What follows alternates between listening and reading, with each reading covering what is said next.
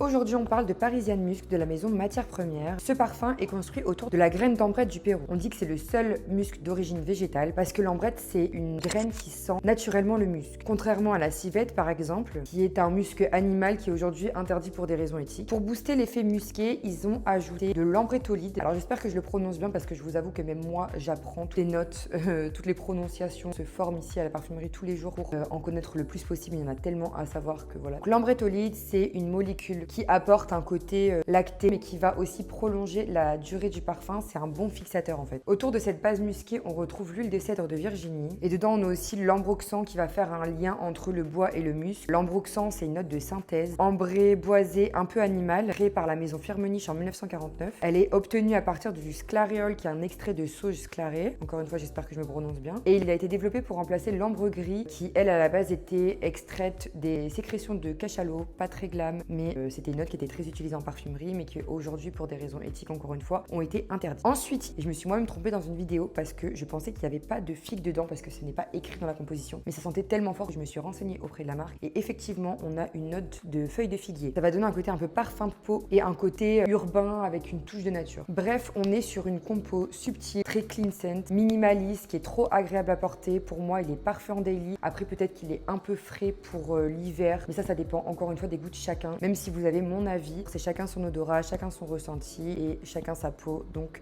il faut venir le tester pour voir si ça match. N'hésitez pas à me poser des questions si vous en avez.